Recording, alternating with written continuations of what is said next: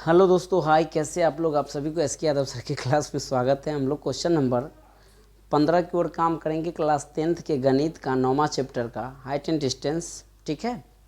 और 15 क्वेश्चन थोड़ा लंबा लिखा हुआ है, इसलिए हम नहीं लिख रहे हैं, आपको समझा देते हैं पढ़ के। और फोटो हम बना लिए हैं, मिटा के भी बता दूँ थोड़ा क्या ना, अपना राइटिंग सही नहीं होता है, इसलिए थोड़ा पहले बना लेता हूँ। बोला एक सीधा राजमार्ग एक मीनार के पाद तक जाता है। एक राजमार्ग है, ये राजमार्ग, एक मीनार है, इसका नाम मीनार दे दीजिए, ठीक है। मीनार के पाद तक जाता है। मीनार का पाद माने जड़ हो गया, पाद तक जाता है। मीनार के शिखर पर खड़ा एक आदमी एक कार को, यहाँ पर कोई आदमी खड़ा है, मान लीजिए ए नाम का आदमी है, वो एक कार को 30 डिग्री के अवनमन कोण पर देखता है। मानिए यहाँ पर देखता है कि एक कार है, देखिए हमको कार बनाने आता है। यहाँ पे एक कार को देख रहा है, कौन देख रहा है? ए नाम का आदमी। कितने डिग्री के अवनमन कोण पर? 30 डिग्री के अवनमन कोण पर, जो कि मीनार के पाद की ओर एक समान चाल से चल रहा है। मीनार के पाद माने ए नहीं, ये गाड़ी देखिए थोड़ा ज़्यादा झुका दिए, ये इधर ही चल रहा है। लो थोड़ा आगे बड़का कार बना देते, तीर मार दिए, कार माने इधर आ रहा है, मीनार के पाद की ओर आ रहा है। और 6 सेकंड बाद कार का अवनमन कोण 60 डिग्री हो जाता है। जब ये कार चलते चलते चलते यहाँ पे चलाता है, यही कार कहाँ चलाता है?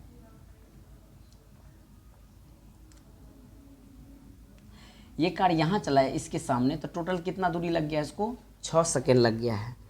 अब सवाल में पूछा जा रहा है कि इस बिंदु से मीनार के पाद तक पहुँचने में कार कितना समय लेगा, यानी यहाँ से लेकर के यहाँ तक कार को कितना समय लगेगा, ये समय आपको ज्ञात करना है। तो मानते हैं कि इस कार को लगभग ये दूरी तय करने में यही समय है, तो ये भी तो समय ना लेके चलिएगा। तो इसकी भी समय को हम मान लेते हैं, यहाँ पे अब टी ले लेते हैं, चलो टी मान लिए। लिखेंगे माना कि कार द्वारा बिंदु सी से, या कार द्वारा पाद बिंदु, किसके पाद बिंदु? मीनार है ना, मीनार ठीक से लिखो भाई। कार द्वारा मीनार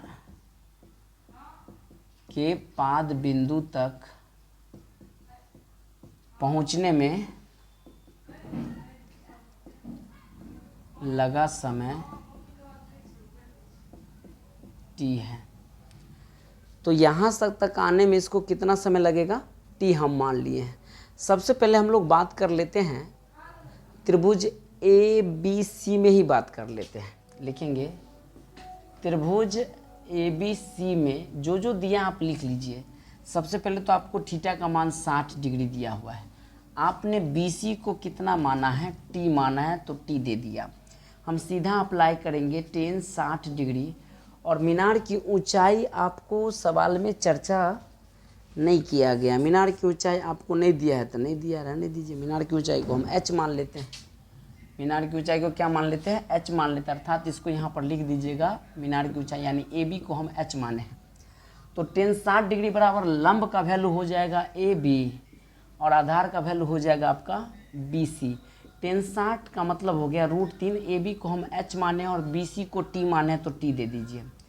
कोनमा कोन में गुना किए, एच को 1 से गुना करेंगे तो एच √3 को टी से गुना करेंगे तो ये √3t हो जाएगा। समीकरण फर्स्ट मान लीजिए। अब हम पुनः बात करेंगे त्रिभुज किस में? ए बी डी में। तो यहाँ लिखेंगे त्रिभुज ए बी डी में क्या क्या है? थीटा का वैल्यू आपको दिया है 30 डिग्री, तो 30 डिग्री दे दीजिए। ए बी डी माने हमको बी डी अब लिखना है, तो बी डी के जगह तोड़ तोड़ के लिख दीजिए। हम लिख सकते हैं बी सी जोड़ सी डी, तो यहाँ लिख देंगे बी सी जोड़ सी डी। आप बी सी का वैल्यू कितना लिखे हैं? टी, तो टी दे दीजिए। और सी डी का वैल्यू 6 सेकंड है, तो यहाँ 6 दे दीजिए। सीधा अप्लाई कीजिए। 10 कितना डिग्री उधर बन रहा है? 30 डिग्री। तो 30 डिग्री बराबर, आँख 30 से देखिएगा तो लंब नज़र आएगा आपका ए बी, और आधार नज़र आएगा आपका बी डी। 10 30 का वैल्यू होता है 1/√3। और आप ए बी का वैल्यू जानते हैं, ए बी की जगह आप एच चिपका सकते हैं, क्योंकि ए बी को एच माने हैं। और इसको टोटल लिख सकते हैं t+6। यानी कहने का सेंस, हम h के जगह पे एक और चीज़ चिपका सकते हैं, क्या? √3t। यानी यहाँ पे हम √3t बट्टा t+6 लिख सकते हैं। यहाँ लिख देना समीकरण फर्स्ट से। क्यों सर? क्योंकि हमको h का वैल्यू तो ऑलरेडी पता है ना, √3t। अब यहाँ पे कोनमा कोनमी गुना कीजिए। अगर टी को 1 से गुना कीजिए, नहीं तो √3t को √3t से गुना करो। चलो यहाँ पे करके बताता हूँ। √3t को √3 से गुना कीजिएगा तो ये हो जाएगा 3t। ठीक से लिखा जाए। 1 को t से गुना कीजिएगा तो 1t हो जाएगा। 1 को 6 से गुना कीजिएगा तो ये हो जाएगा 6। t को इधर ले आइए।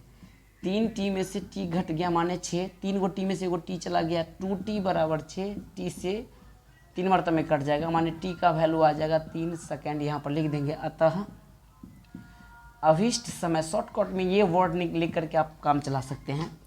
अभीष्ट समय, अभीष्ट समय कहने का सेंस सवाल में जो समय डिमांड किया जा रहा है, तो अभीष्ट समय कितना निकल गया है 3 सेकेंड। यही आपका इसका आंसर हो जाएगा। उम्मीद है इसको आप अच्छे से समझे होंगे। इसका स्क्रीनशॉट ले लीजिए।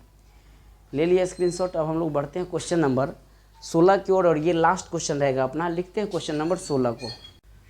तो ये क्वेश्चन है अपना 16वां नंबर, जो अंतिम प्रश्न है।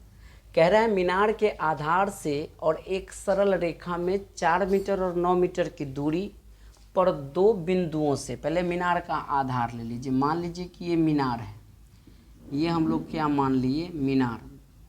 तो मीनार के आधार से 4 मीटर और 9 मीटर, पहले हम लोग 4 मीटर की चर्चा करते, तो ये 4 मीटर ले लीजिए। अब फिर इसी मीनार के आधार से जब आगे जाइएगा, ये तो मान लीजिए 4 मीटर है, इससे आगे जब जाइएगा तो ये बोला है कि 9 मीटर की दूरी, तो यहाँ से यहाँ हम ले लेते हैं 9 मीटर की दूरी। ठीक है। 4 मीटर और 9 मीटर की दूरी पर 2 बिंदु स्थित है। नाम दे दीजिए, ए है, बी है, सी है और डी है। तो उन्नयन कोण पूरक कोण है ना। बिंदु पर मीनार के उन्नयन कोण पूरक कोण है। तो सिद्ध कीजिए कि मीनार की ऊंचाई आपका 6 मीटर, ये आपको सिद्ध करना है।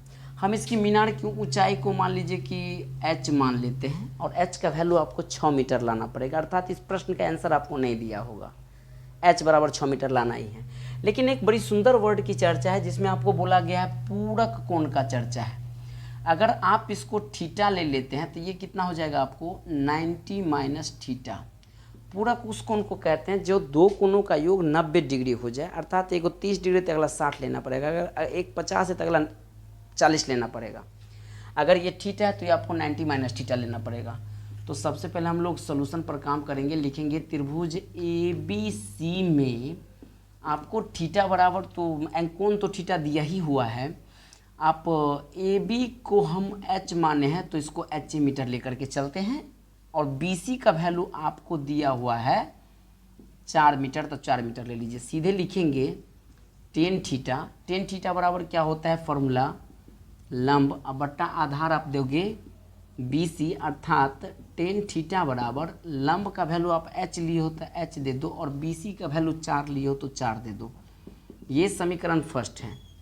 पुनः हम लोग बात करेंगे त्रिभुज ABD में अगर कोण कितना दिया है, तो आपका ये कोण यहाँ पे लिख सकते हैं ऐसे करके, कोण C था आपका थीटा, और यहाँ पे आपका कोण D जो है वो है 90 माइनस थीटा। वहीं AB का वैल्यू h है, वहीं आपको BD का वैल्यू आपको 9 लेना पड़ेगा। सवाल में दिया हुआ है, सीधे आप अप्लाई कीजिएगा 10 D बोले तो 90 माइनस थीटा, क्योंकि ये पूरक कोण है। बराबर में लंब बोले तो AB, आधार हो जाएगा आपका BD। AB का वैल्यू कितना है h है, और BD का वैल्यू कितना माने हैं 9 है। 10 90 माइनस थीटा क्या होता है आपका कॉट थीटा, बराबर हो जाएगा h बट्टा 9। एक बात आपको हम बताना चाहते हैं, अगर इसको हम 10 में बदल दे, इसको 10 में बदल दे, तो इसको हम ऐसे लिख सकते हैं, कॉट को डायरेक्ट 10 थीटा अगर करना चाहते हैं तो 9 को ऊपर ले जाओ और h को नीचे ले आओ, ऐसे आप लिख सकते हैं। या कॉट थीटा का फॉर्मूला होता है 1/10 थीटा भी लिख सकते हो, कोनमा कोनमी करके ऐसे कन्वर्ट कर सकते हैं। सीधे समझिए ना, 10 को अगर कॉट में बदलिएगा तो नीचे वाला डाटा को ऊपर, ऊपर वाला डाटा को नीचे कर दीजिए।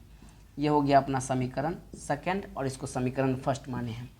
यहीं पर लिख देंगे समीकरण फर्स्ट तथा समीकरण सेकंड से। देखिए फर्स्ट में भी LHS 10 थीटा और सेकंड में भी 10 थीटा है, तो हम लोग RHS पर काम करेंगे। यहाँ RHS क्या है h/4 है, और यहाँ का RHS क्या है 9/h है। एच एच गुना होकर के एच स्क्वायर हो जाएगा, 9 और 4 गुना कर होकर के 36 हो जाएगा, माने एच बराबर प्लस माइनस माने √36 को जब बाहर निकालिएगा तब +-6। कभी भी ऊंचाई निगेटिव में नहीं होता है, हमेशा पॉजिटिव में होता है, तो लिख दीजिएगा इसीलिए मीनार की अभीष्ट ऊंचाई, मीनार की अभीष्ट ऊंचाई h माने हैं तो कितना आ जाएगा ये 6 मीटर। यही आपका आंसर हो जाएगा। उम्मीद है कि आप इसको अच्छे से समझे होंगे और इसका स्क्रीनशॉट ले लीजिए।